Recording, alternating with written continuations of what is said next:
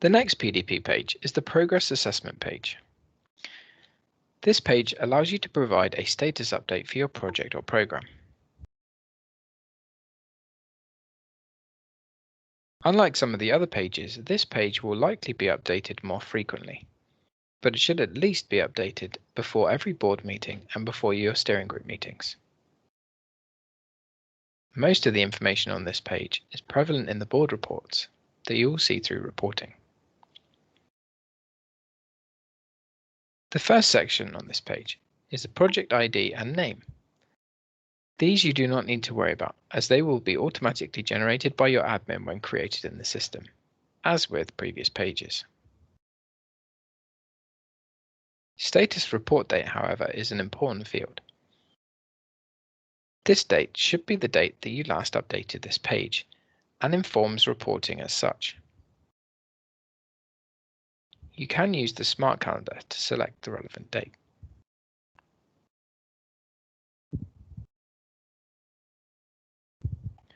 Calculated assessment is a section that is currently not being used and is all automatically generated, so you can just ignore this section.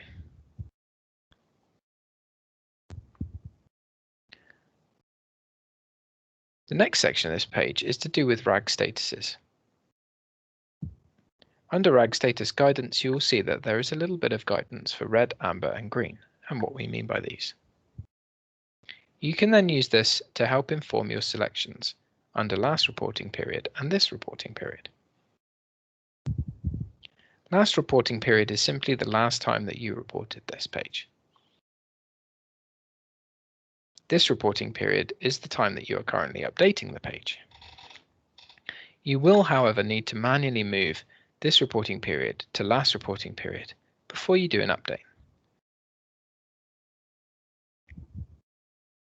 This is not done automatically. These sections are broken up into overall RAG, budget RAG, program RAG, quality RAG, safety RAG, designer performance, and contractor performance.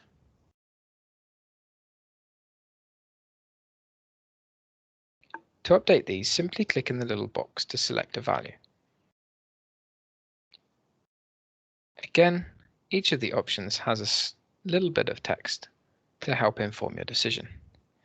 You can select NA, however, you should never select NA for previous or current overall RAG, as this should always have a color.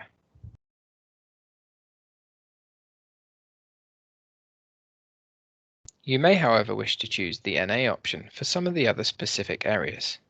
For example, if you do not have a project on site, then you will not have a contractor performance to provide.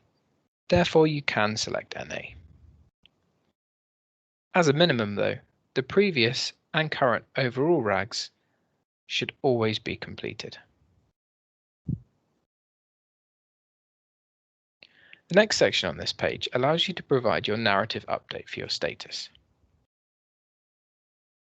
Again, there is a little bit of text underneath each of these headings to help you inform what should be in the box.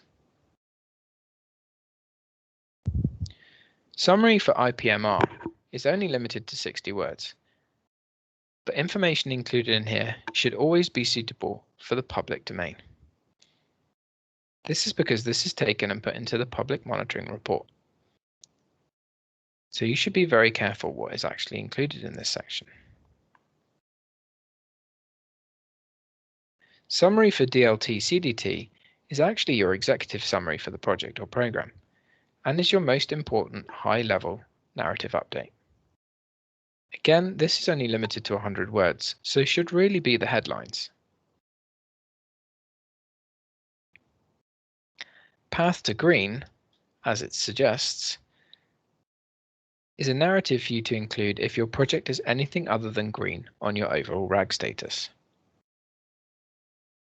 You can then include a narrative as to how you plan to get back to green.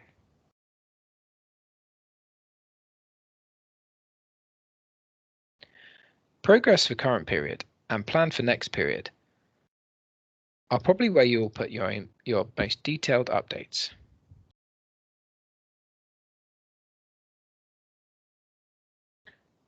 These have a maximum of 4,000 characters, where compared to the 100 words for the summary for DLT or CDT.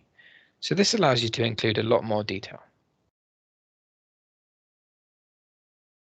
Please note, all narrative boxes should always be completed with plain, unformatted text, and even where they refer to bullet points, this should be ignored, as formatting does not work well with the reporting.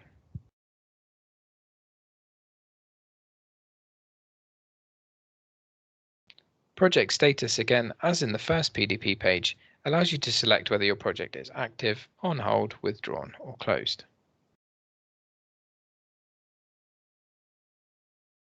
Again, governance check is automatically updated and does not need to be dealt with.